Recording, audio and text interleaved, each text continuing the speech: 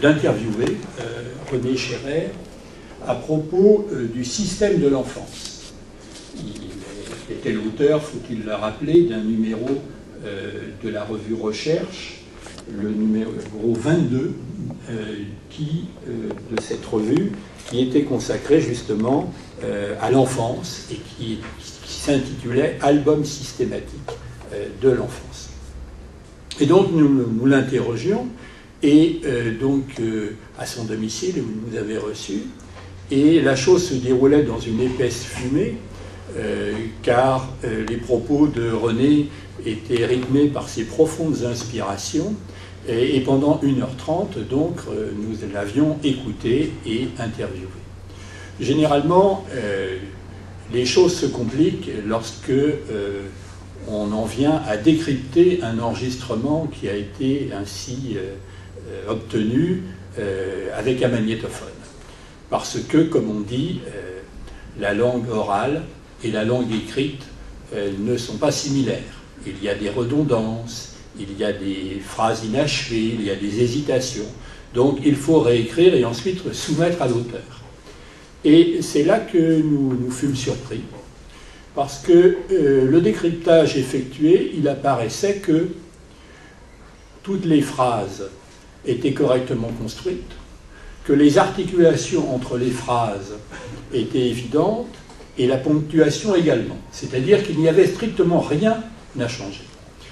C'est un premier élément qui, à mon sens, caractérise une des qualités de René Scherrer, une contention d'esprit qui lui permet de s'exprimer avec sûreté et de faire corps, en quelque sorte, avec ses propres mots, de trouver les mots qui conviennent pendant qu'il élabore sa propre pensée. Deuxième anecdote, la chose se passe à Lecce, dans les Pouilles, au sud de l'Italie, et où nous sommes invités à un colloque consacré à Fourier et organisé par notre ami Arrigo Colombo. Simone Debout fait également partie du voyage. Matin, à 8h30, dans le patio de l'hôtel, René Scherrer arrive. Il vient de sillonner pendant 2 heures la ville de Lecce, les vieux quartiers de Lecce, etc. Et il s'intéresse aux citronniers et aux orangers dans le patio de l'hôtel. Il palpe quelques fruits. Et puis vient le moment du début du colloque et de l'intervention donc de René Scherrer.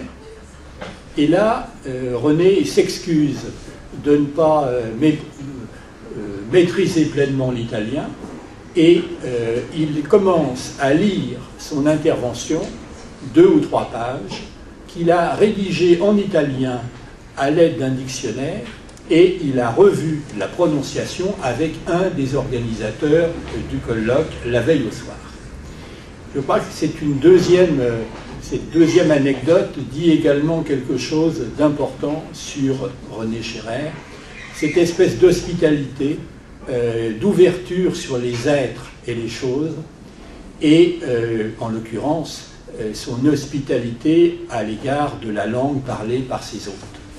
Voilà donc deux éléments qui me semblent importants pour situer une manière de travailler. J'en viens maintenant à ce système de l'enfance dont il nous entretenait. Je voulais peut-être lire une phrase qu'il avait prononcée à l'occasion de cet entretien. « L'enfant est à chercher premièrement et à définir dans ce réseau de dépendance et d'interdits à l'intérieur duquel différentes forces de captation affective, éducative se développent.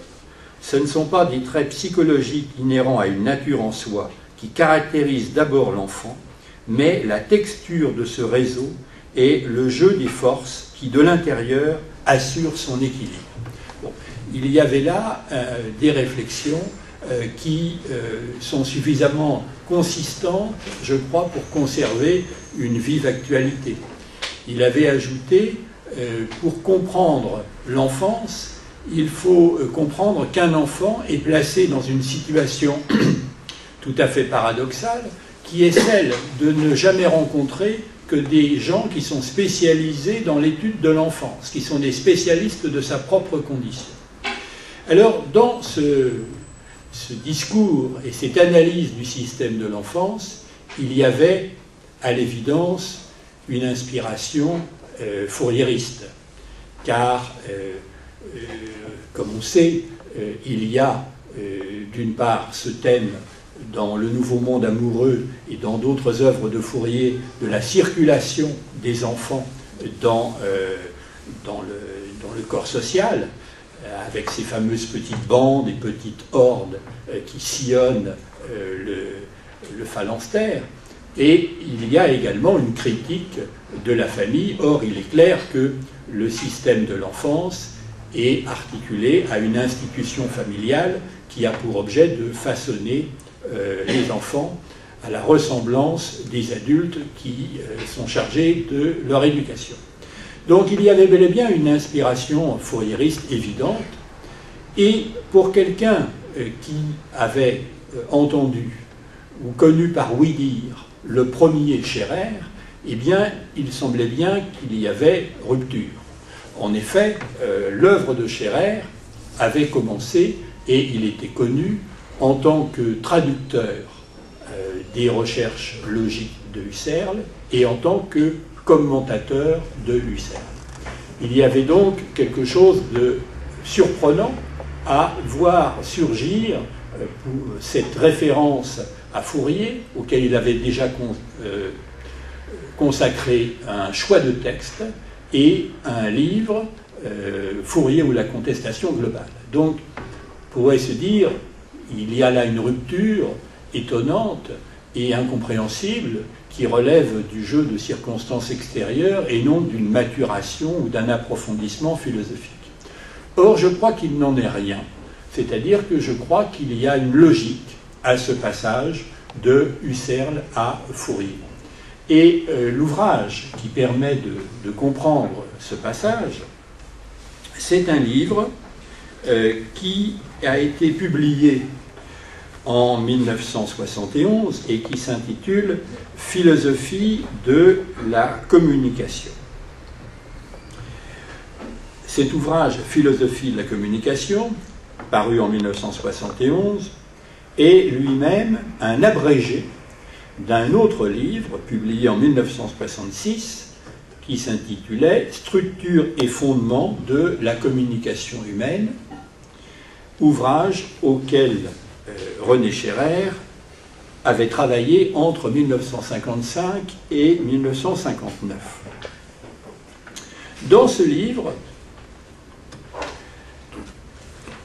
René Scherrer s'interroge sur, écrit-il, la possibilité et la profondeur de toute communication humaine. Il pose la question comment un sujet peut-il sortir de lui-même et trouver un accord avec un autre. Ce questionnement sur la possibilité, les fondements d'une communication humaine, ce questionnement l'amène à une lecture d'un texte de Husserl, Les Méditations cartésiennes.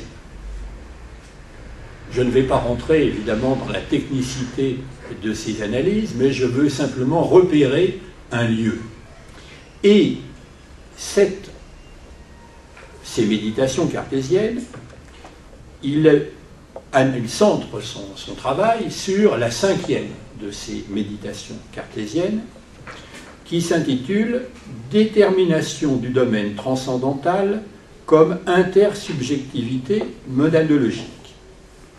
Il y a donc un travail sur l'intersubjectivité chez Husserl qui devient le centre d'un chapitre extrêmement dense et complexe qui s'intitule, c'est à l'intérieur du chapitre 2 du livre Philosophie de la communication, la partie 3, la communication, problème transcendantal, où on trouve l'analyse extrêmement minutieuse des paragraphes 44 à 50 des méditations cartésiennes de Husserl.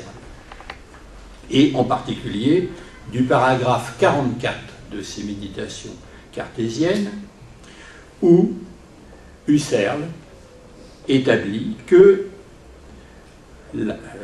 fait valoir que la constitution transcendantale des subjectivités étrangères est la condition de possibilité pour moi d'un monde objectif. Autrement dit, la relation avec l'autre est constitutive et la condition de possibilité de la position d'un monde. Voilà donc ce que l'on trouve dans cet ouvrage. Alors, je disais que je n'allais pas rentrer dans le détail des analyses, mais simplement revenir sur les résultats. Et les résultats tels qu'ils figurent dans la préface de ce livre. Après avoir minutieusement analysé les méditations cartésiennes et la 5e méditation cartésienne et de Husserl, eh bien, Scherrer prend une forme de distance, qui est une distance subtile d'ailleurs, qui n'est pas fondée sur la mise en évidence d'une incohérence, mais plutôt sur la nécessité d'une sorte de conversion, ou sur la nécessité de porter le regard vers autre chose que vers une théorie de la connaissance au sens husserlien du terme. Il écrit ceci. Il dit: lorsque la pensée philosophique tente de penser la communication, eh bien, elle rencontre, alternativement, d'abord une illusion théorique du rationnel, lorsqu'elle se laisse conduire par l'idée d'une légitimation intégrale de ses démarches vers celle d'un hypothétique fondement radical d'une communication intersubjective. Il y a donc le refus d'un hypothétique fondement radical d'une communication intersubjective, et là, évidemment, c'est Husserl qui est visé, mais on pourrait aujourd'hui rajouter d'autres noms, éventuellement. Et puis, illusion symétrique, en quelque sorte, lorsque la pensée philosophique tente de penser la communication, il y a une illusion existentielle du concret lorsque la réflexion détache une communication vécue et actuelle de tout contexte historique et social. Et là, c'est Max Scheler qui est visé, nature et forme de la sympathie, et donc c'est le personnalisme de Max Scheler qui est visé explicitement, et l'idée que dans la rencontre, la distance, dans la rencontre, dans le mouvement de sympathie ou d'amour, la distance du je et du tu est abolie dans la rencontre. Donc un double écueil, et à partir de là, René Scherrer va définir sa propre position, qui va consister non pas à dire que la communication n'est pas théorisable, on peut théoriser les voies de la communication, mais le sens de la communication, ce qui porte la communication, ce sont des pratiques sociales. Et ces pratiques sociales qui portent la communication, elles peuvent aussi l'entraver.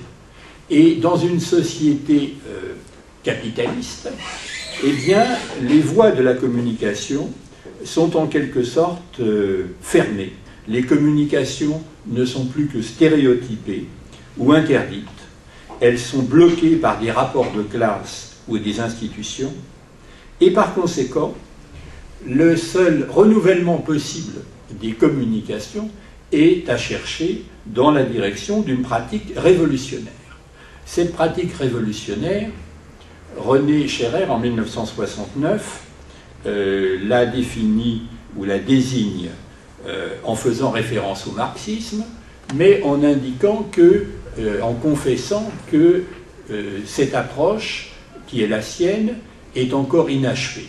Il s'intitulait « Album systématique de l'enfance ».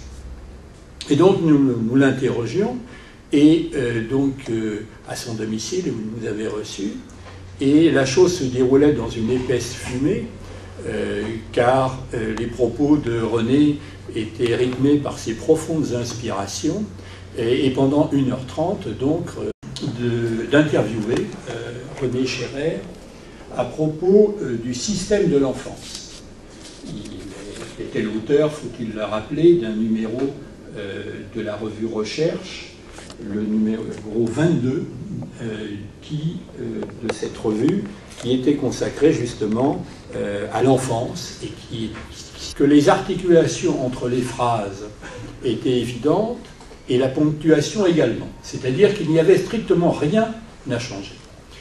C'est un premier élément qui, à mon sens, caractérise une des qualités de René Scherrer, une contention d'esprit qui lui permet de s'exprimer avec sûreté. Ils ne sont pas similaires. Il y a des redondances, il y a des phrases inachevées, il y a des hésitations. Donc il faut réécrire et ensuite soumettre à l'auteur. Et c'est là que nous fûmes surpris, parce que le décryptage effectué, il apparaissait que toutes les phrases étaient correctement construites. Nous l'avions écouté et interviewé. Généralement, les choses se compliquent lorsque on en vient à décrypter un enregistrement qui a été ainsi obtenu avec un magnétophone. Parce que, comme on dit, la langue orale et la langue écrite